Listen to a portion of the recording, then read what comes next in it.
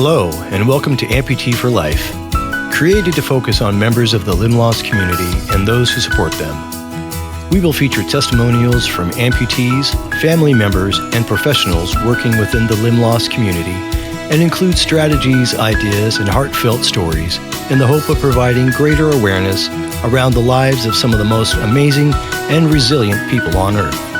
My name is Jared Taylor, and I will be your host. Today I have invited a special guest to join me for the first episode of Amputee For Life, where we will be having an open conversation focused on what it is like to be a family member in the limb loss community. So without further ado, please welcome AJ Sangha to the show. And before we begin, AJ, I would like to publicly dedicate this episode to your father, who passed away this time last year. Thank you very much, Jared. It's an honor to be your first guest, and I hope your podcast flourishes and grows and brings awareness to people dealing with, the injuries that involve limb loss. And it's really hard. I lost my dad last September, and even the years before he passed, for a man that was so tough and influential in his community and always a leader, it was very hard for all of us to see him not be able to walk, without assistance. And these are things that I think people, just kind of take for granted unless it really hits them at home. And it affected our lives a lot. And one of the things that I wanted to ask you for starters was how old you were when your father became an amputee. Yeah, so that was in my mid-20s. I was just, I had just passed the bar in California, and I was starting my first year at school. And my father had been dealing with what the doctors thought was water retention, but was actually a microscopic fracture in his foot. And because he was a diabetic, it wasn't healing and just getting worse. And so the decision to amputate him was, horrible news, but it was what triggered my family to alert me to what was going on. Prior to that, they, prevented me from knowing so I could stay focused on my thing and my career and stuff. And when I found out his foot was being amputated, I was probably 27 or 28. And I came back up here to Bellingham to help with his business, the Cornwall Corner Store, which is where we met. And he had been running that for a little over 25 years. When he started to get sick. But, he was a staple in the community. Everyone in that neighborhood, the Sunnyland and the Lettered Streets, know him. They've, for years on end, relied on him he'd be open during Christmas. I mean, the guy just, his whole thing was making sure the neighborhood had what they needed. And it was a beautiful bond that I got to witness, But yeah, it was later in my life. I wasn't very young. However, I don't think there's really any age that someone can cope with something like that. Surely not in your 20s, It's very hard to deal with when that happens to anyone in their family, Right. You said something just now that jumped out at me. So while your father was initially going through these medical experiences and trouble with his foot, you weren't aware of it. They were trying to keep you out of the loop so you could just stay focused on your goals. Yeah. So with that being said, when you found out what was happening with your father, how did that make you feel? It was shattering. I mean, it's a lot of that is cultural too, the keeping me from knowing, and also just that was a man in my life, specifically speaking from a Punjabi Indian, American background. Like I'm a first generation citizen in this country. My dad was an immigrant. And so it was very, that was the closest thing to a superhero in my life. That was the real human being that got me out of situations that I couldn't get myself out of, provided me with things that I couldn't provide myself with well before a time that I was able to. And he was, this kind of image of the closest thing to perfection in my head, that's my dad. He's, a provider. He's the leader of my family.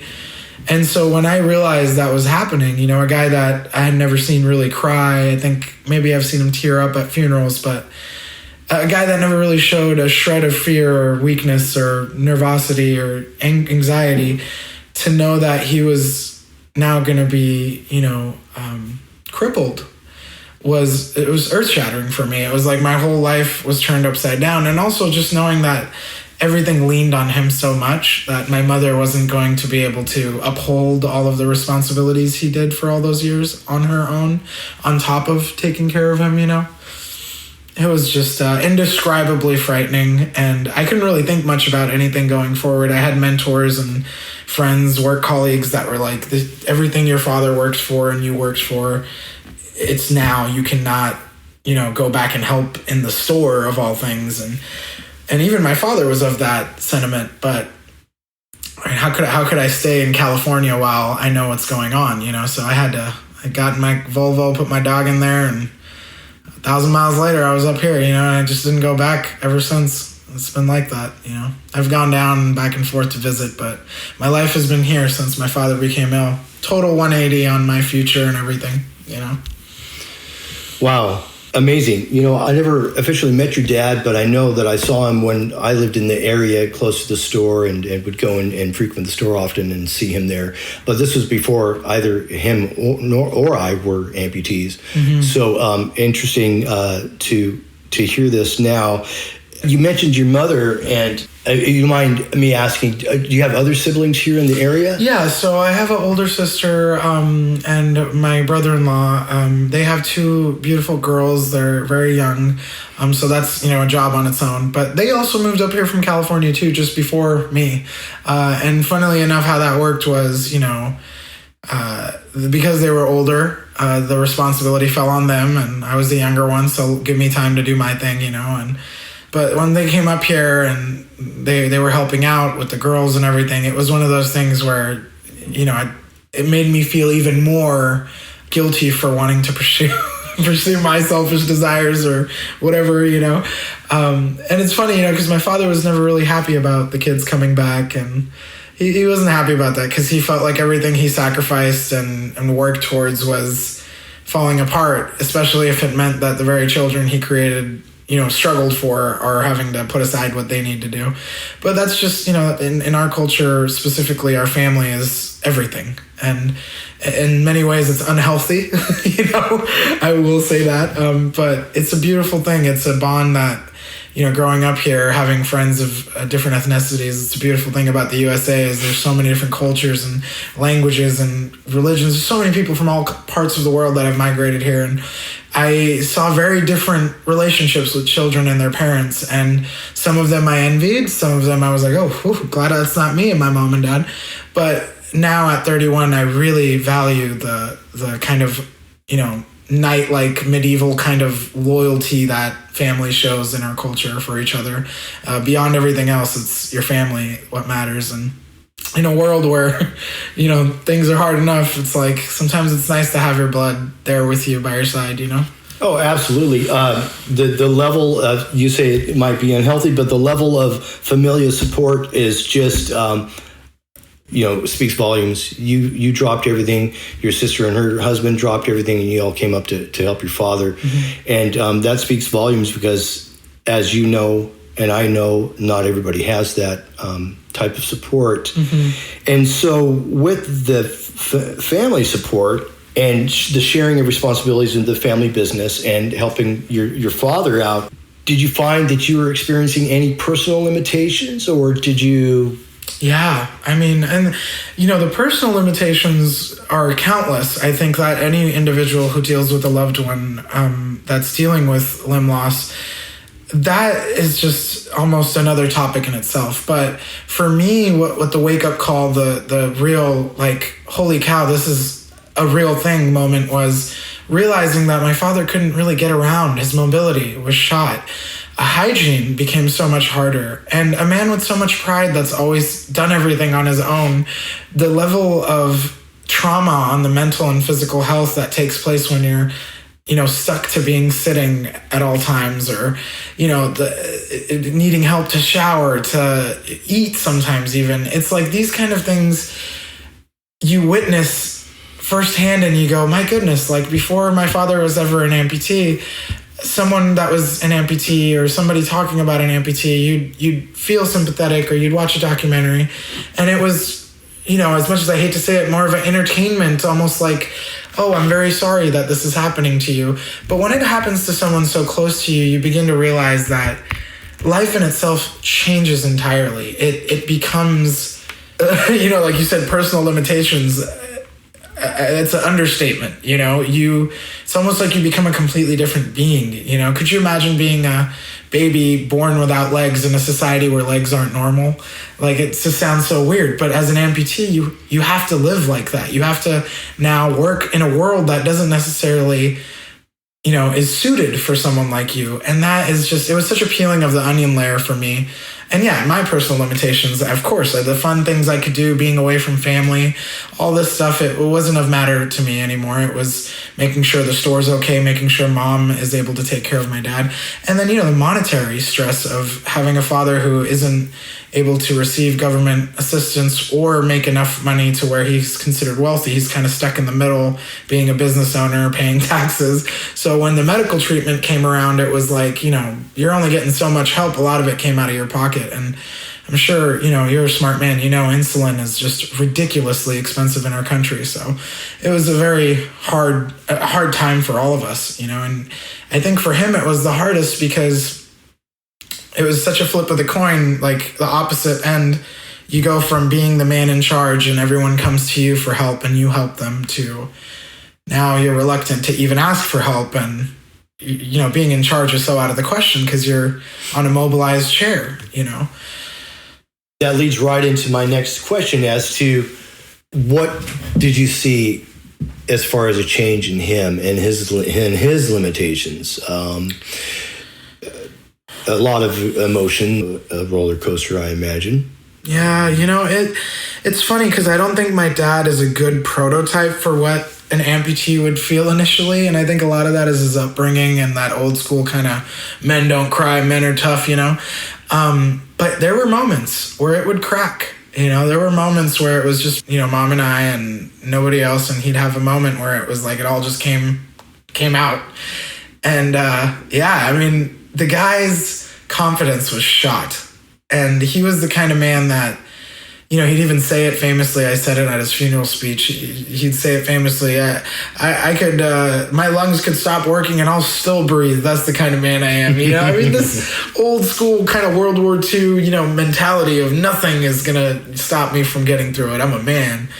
But sometimes that would crack and you would see like how vulnerable he is. And I think it broke him. It really did. And specifically because of how he was. He wasn't really the kind of person that took, it's one thing to give him a bad situation. Like, here, you're in a horrible situation, deal with it. He'd be like, fine, I'll get out of this in 10 years, no problem. But to not have feet, to not be able to take on a challenge, to not be worthy of a challenge anymore was what made him feel so less than what he used to be. And I think the effect that had on his mental health, which we know, mental health is something that's, we need to focus way more in our country. It's something that we should focus on way more around the world because it's such a core aspect of why someone's life is falling apart or not going the way they want it to go. And I witnessed that with him. After his amputations, he had these emotions that showed he wasn't in control. And I don't know, and towards the end, I have this theory that because of he was on dialysis 3 times a week, his kidneys were shot. And those kidneys not being able to do what they are meant to do, he started to have, once that happened, he started to have these things that, it didn't seem like it was my father anymore, whether it was his mental acuity, whether it was, towards the last 6 months, he was more irritable, he was more grumpy, he was more forgetful, more paranoid almost, more suspicious almost of things.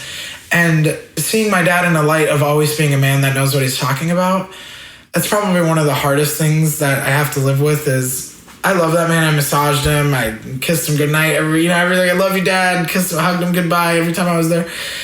And, but the last 3-4 months, I didn't catch that. I didn't catch that he was not as sharp as he always is. He was maybe starting to doubt things that he shouldn't be doubting. His mental health was starting to, I think it has something to, because I did the research on dialysis, and dementia and paranoia are things that start to occur when a person starts to get to the last stages of their life, especially on dialysis. I don't know the correlation, but And it just, after he passed, it kind of clicked in my head that, man, like those last 2 or 3 months, he wasn't the same man anymore. He was almost like a fraction of what he used to be. And I think that's so crazy, because somebody who doesn't have to deal with those injuries or medical ailments, they may have their own issues, but it's not as impactful as it is with someone like my father. I mean, that stuff took him out, not having limbs, his kidneys going. That stuff took him out. And he passed away at the age of 71. So he wasn't that old. But my dad was, 7 days in a shop, morning to night, working 70, 80-hour weeks for years on end. And sometimes all you got is a chocolate bar and a bag of chips. So I don't blame him, for not being able to manage his diabetes, because he had other things going on, like making sure the neighborhood had milk for their kids so they could have cereal before they go to school. And, the local hardworking blue-collar guy has his six-pack that it has to be there, because if it's not, the guy's whole evening is ruined. He lived for that, and it's like, how can you blame a guy for not taking care of his diabetes when he's literally living for other people, trying to work every day to make sure other people are good? It's a complex thing we got to deal with, injuries and ailments and stuff. And when you're a selfless person like your father obviously was, it's hard to turn that inward when we're dealing with our own disease or injury, which becomes more complicated and grueling with time.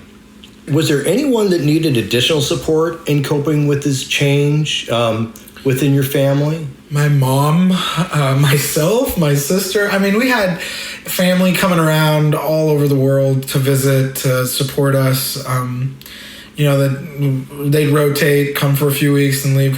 For Mom, it was really hard because, you have a woman that has given a lot of, because of the culture, has given her entire life to making sure the house is good, the kids are good, and hasn't spent a single day working on, what Dad was working on, which was inventory, sales, taxes, the IRS, the Department of Revenue, the yada yada, liquor board, health department. She didn't ever focus on that stuff. And so to be in a situation where the man you love that's in charge of all of that is now, in an ER room, and there was moments after his surgeries where he wasn't even, he'd wake up and not remember anything. And those were scary moments for Mom, and all of us, because it was like, is he going to come back, And so on top of that, to be like, oh, by the way, you're going to have to do all of the things that he used to do, she was losing it. So there was moments where I think she spent, most of the day just shaking and crying, and trying to be strong in front of him, but then going to the kitchen and crying. So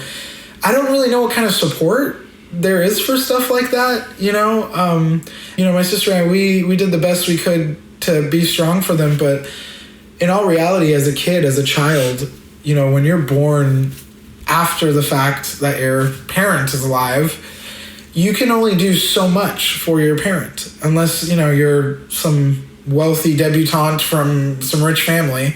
The reality is you're probably going to have a fraction of the resources and the know-how that your parents do. So for your parents to be in a situation that is so depleting, as a kid, it's very nerve-wracking, and it makes you feel like you're useless. And that was a lot of with me. I got my black German Shepherd Athena because of that. I couldn't get out of bed. I was just working at the store. Then I'd come home and I'd just be in bed. I'd watch movies and just, that was my life. I wouldn't go out. I wouldn't do anything. And I got a dog, and the dog helped me. That was my additional support. I guess the kids for my sister and my brother-in-law, because the older one was born during my dad's first amputation. That's been so hard on my sister and brother-in-law. And then the second one was born during my dad's second amputation. I mean, what are the chances of that? Nobody tries to do that on purpose. Right. So it was like, here on one hand, my sister's bringing this life into the world, and we're joyous and over the moon. But then on the other hand, just in the other wing of St. Joseph's, my dad's there in a hospital bed, so...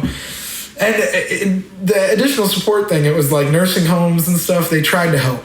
They'd say, hey, we can take them. It's only this much money. But in India, we don't. Now they're starting, India is very, it's a powerful democracy. Its economy is huge, but it's dealing with a lot of undeveloped issues too. You know, if you do research about that area, they got a lot of issues to work with. So they're working on it. But just recently now, nursing homes have become a thing in India. But it's like, you got to be a wealthy person to even get to that conversation. So in our culture over there, you know, you're born, your parents raise you, you get older, they marry you to somebody, the arranged marriage thing, then they live with you and you take care of them in their old age. And then your children do the same. So that's like how it works in our culture, you know? So it was like, no, we're not sending him to a nursing home. What are you, nuts? And he couldn't stand being at the hospital. He'd have my mom make Indian food and bring it to the hospital, you know? So that's awesome. You know, it was like, I don't want to be here. He'd say it was the most expensive hotel in the world. You know, his attitude about things was so funny. So funny. Well, you brought up a great point about support and outside of the family. Not that as family members you knew what to do, and that there's a guidebook on how to help your family member with an amputation or more than one. So to find support outside of the home is really challenging, and especially in our culture here in the United States. That's the reason why I started this podcast, is because I can't find support. I can't find the people that I meet that are also limb loss folks, find them any support, or found that they've had any support anywhere. And we're all just kind of out there on our own. And so I love hearing that your father had the support from your mother and your children that he did, because I know as a father that it means everything. Without the support of my children, and as they're much younger than you and your sister, but they still have that loving conditioning and selflessness, you know. Like I mentioned to you earlier, my two older kids were teenagers when I had my amputation, but my youngest son, this is all he's known, and he's always more than willing to go and get my crutches or grab my wheelchair or do this or that, whatever. Not that the other kids aren't, but it's just second nature to him. Well, it's been normal his whole life. Exactly. Exactly. I went 46 years with my leg, and so it's still, you know, I'm still a baby in the amputee world. They're going on nine years here. But honestly, you've really hit the nail on the head with the familial support, because that is where it all comes down to. So if people don't have that, then there are ways to find support, but it's not the same, and it's not designed to be the same. But I don't want other limb loss individuals to lose hope, because they don't have a strong family tie and someone nearby. Because a lot of times, especially with someone who is a diabetic, a lot of times they're older and the children have moved away, and they don't have anyone near. And so I really appreciate hearing that about your family, and kudos to you, because I know how tough that is. You know, and I gotta say, I hope your podcast and community that you're trying to create grows, because it really is a beautiful thing you're trying to do. There's so many things out there on the internet where it's like, I can't believe all these people are checking into this crap every day, and there's, you know, groups and organizations involved. But it's like, for something like this, you're right. It's another example of how far we've dropped the ball as a civilization, as neighbors of each other. You know, there needs to be a better way for amputees to be able to communicate and connect, and, you know, have an understanding that they're not alone. It's not just them dealing with all the crap they got going on. Because, you know, honestly, I've never heard of something like that before, and it sounds like an amazing platform, an amazing area online for anyone dealing with that to go on and share their story and hear other stories, and maybe even learn from each other to cope. You know, it's a beautiful, beautiful thought, the whole thing you're doing. So best of luck to you. I got to say, I just wanted to bring that in because you were talking about the familial responsibilities, and a lot of people don't have families. The only family that they have are the ones that, are in their life. And for you to at least try to get the ball rolling in something like this, it's really beautiful, and I hope it gets bigger and bigger, Well, thank you, AJ. I really appreciate it. Yeah. I've experienced plenty myself in the isolation of being an amputee and being someone who was really fit and athletic and succumbing to an injury from being athletic, which got complicated and ended up becoming an amputation. Mm-hmm. It's devastating. And you have to have the fortitude to be able to move on and move forward. But what I'm finding with the amputees that I meet is they don't know where to find that, or they don't know exactly how to pull it out of themselves. And the interesting thing about it is I feel isolated, like I said, as an amputee. Mm-hmm. Oftentimes we live in a big city. Where I see amputees? I run into amputees in the grocery store. All the time. I'm running into another amputee, and of course I go and approach and I talk and I find out a little bit about them and let them know a little bit about me and what I'm hoping to do for us in our community here. But honestly, we just go our separate ways, and I can't help but think how hard it must be for some of these folks that I meet, and the loneliness. Oh yeah. Which it is difficult to comprehend at times. Right. It doesn't help that we live in a society of welchers and scam artists and con artists, because that whole approaching someone just randomly thing has been ruined by every person out there trying to get a buck out of you, Right. So when you're trying to do something good, and we live in a time where I feel like social media, I've looked at TED, I've heard TED Talks, I've read books, and it's like these people that helped to create these social media apps knew exactly what they were doing. They were targeting our vulnerability with the follows and the likes, and it's deconstructed the social fabrics of what we used to consider as the norm. And so now it's like almost more common for people to let the phone go to voicemail and respond via text. Or, why is this random stranger approaching me? Is he a threat to my safety? These things have become so radicalized now. And then it doesn't help you got, the only people you really see standing around trying to talk to you that are strangers are people that need money or people that are trying to get you to sign up for some pyramid scheme. And so it just sets you up for almost failure. But I think at the same time, the reason why I'm here is we only talked once, and almost, I think, a year after, if not more, you left a note for my brother-in-law, and I got back in touch with you. So I think, the people that will hear you and feel you, that's really important, the feel part. They'll work with you, but you're right, that's such a hard barrier to crack, the barrier of unknown. What is this person? What's this guy's catch? Why is he trying to talk to me? I don't want to bring out, my dad, if he was alive, he would not let me do this podcast. Probably not. He'd say, what, you're going to talk about my amputation and it's going to go on the internet? But the reality is, there needs to be more awareness of this stuff. And it's kind of ironic that now he's gone, I'm doing it. But, my family had no objection to it. They thought, it was a good thing because it's comes from a good place, it means well. But it's just to add to your point, had my father been alive and I told him, hey, Jared wants me to do a podcast with you, or with myself about you, he'd have opted out of both of those options. He'd have been like, no, and no. And isn't that funny? Yeah, because I was curious, if he was still alive, if he would have wanted to. Oh God, he's such a prideful guy. So prideful. And with that pride,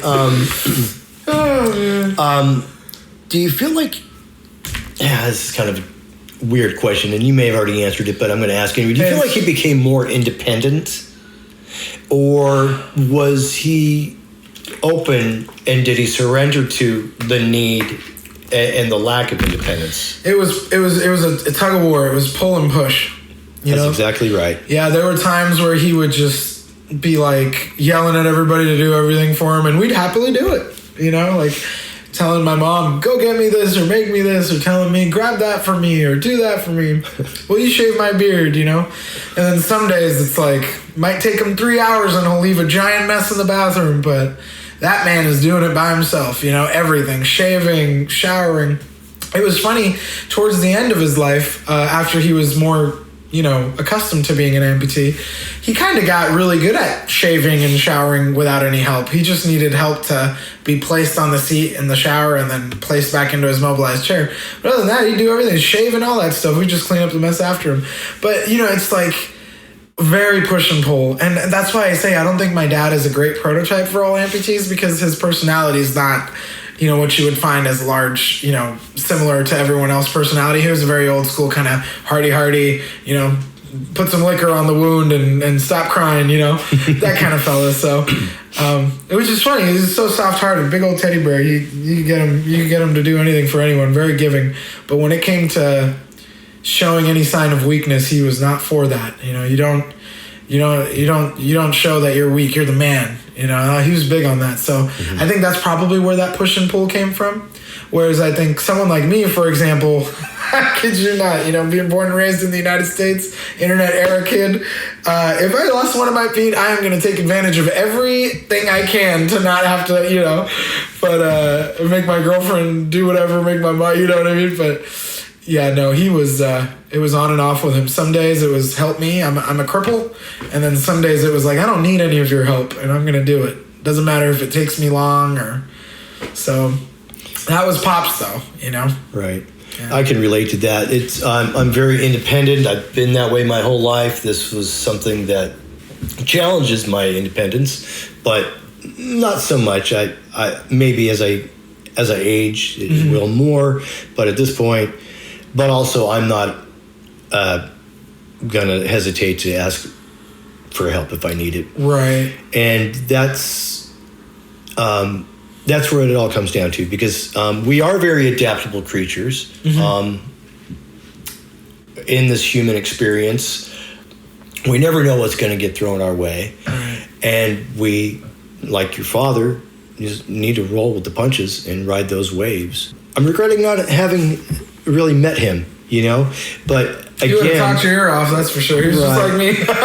But again, it would have been under different circumstances. We were both healthier guys back then.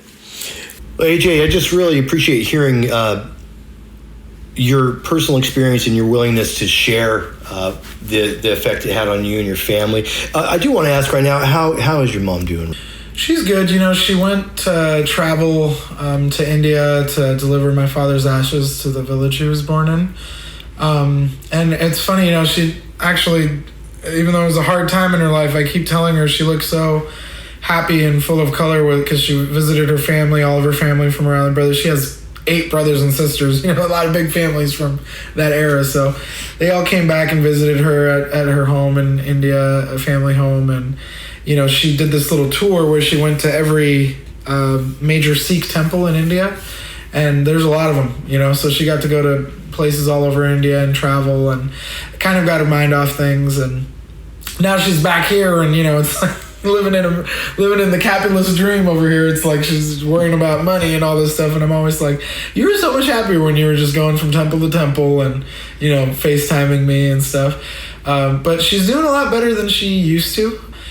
There's still days where we both break down and, you know, we'll start hugging and crying and stuff because it's hard. Like being in that same house, you're so used to your father being there. She's so used to her husband being there. And not having him there anymore, you know, it's like there's still some days you just wake up or you're walking around and you're like, oh, this is weird. So it kind of opens the door for the emotions to come out. But she's doing a lot better than before, you know. It's just, I don't think anybody, you know, my parents always told me the worst punishment a parent could ever have is losing a child before they're dead, you know. And I think it's the same for lovers in the sense that if you don't go around the same time or when you're naturally supposed to, it's so hard for the person that, you know, there's studies that have been done that show when a significant other passes and they're older people, the other one follows pretty quickly after because their mental health is so affected by it. And, you know, we're trying our best to keep my mom healthy and happy, and she's very faithful, very, faith-oriented, prays every morning, and, the woman's never had a glass of wine, so very old school in that sense. And it's hard, when you have someone that lives such a straight and narrow life, to get them to loosen up and have a drink. Like, they're not going to do that, which probably isn't a good idea either. But that's the best thing we can do is just, be there for her and keep her happy. As long as we can make her laugh, it's a good day, That's the thing. I don't think it's ever going to be a place where she can just be like, oh, I'm over the fact that my husband's gone. Like, I don't think that's ever going to happen, No, as well it shouldn't. No, and please give her my respect and appreciation for her support and you joining this podcast today and to talk about your father. Thank you. Because this is what it's all about, is honoring your dad and your family and what your experiences have been. Because being an amputee is the most difficult thing I've ever experienced, and I've been through a lot of hardships in my life, physically and mentally, and I never saw this coming. Right. And I don't think anybody really does. So when it hits you, you're starting fresh. Right. I still joke about being a baby in the amputee world, and I'm going on 9 years here. Okay, maybe I'm a toddler. But some things get easier and some things don't, and some things I don't expect them to. Right. But with your dad, it seems like he really did the best, made the best of a really bad situation, and stayed true to himself and your family and your background and your beliefs and your culture. Thank you. Yeah, no, it's crazy. Even the last week before he passed away in dialysis. So we thought that was, I guess, a blessing because, had it been at home, it would have been crazy for us to deal with and an ambulance removing his body. But he passed away at dialysis around medical professionals who probably were comforting him. And, so I'd say for a horrible situation, it was a good way to go out, I guess. And, it's being that he's gone now, the whole reason I'm here is because of what you're doing. And I think it's so special in a world where we have so much just hogwash available to us that we can consume. I think it is so important to be a beacon of light in any way you can. And I think with what you're dealing with, it's so special, and I never really got to have these conversations with my dad because of our relationship. But, I got to ask you, since he's not around, how do you feel about this going forward? I mean, this is something very unique and special, and I'm sure it's a huge responsibility to take on your shoulders to put it out there, put your story out there. But how do you put this into words, what you're doing, who you're trying to reach, where you're trying to go with it? Because clearly it's not I've been on, podcasts, I've listened to podcasts. This isn't a podcast to me. This is a mission statement, and I think it's very special. And so, what are you doing? Like, how do you feel about it?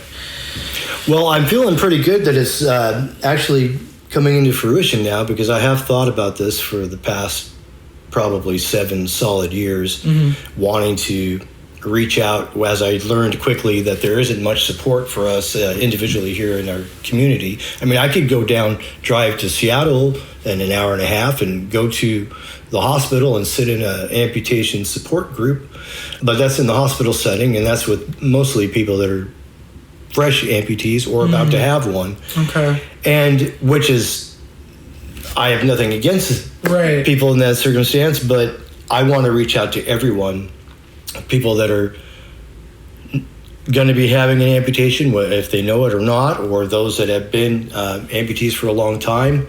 I just want to reach out to all of us and let people know that there is a place to come. Right. And to have guests such as yourself on to be able to talk about how it impacted the family, how it impacted your father. And I do want to talk to other professionals and other family members as this podcast moves on. As you mentioned, it is a mission of mine. Right. It is a mission of mine because I have felt so isolated and have had nowhere to really go. I have great family support. I have an awesome prostheticist, and he has dropped everything for me many, many times to help me out. So I just want to give back. Right. Especially to those that I mentioned have meet and they don't know where to turn. Right. And you can tell, and it's very depressing. It's very sad. And there's a place for that, sadness and depression, but it doesn't all have to be that way. Right.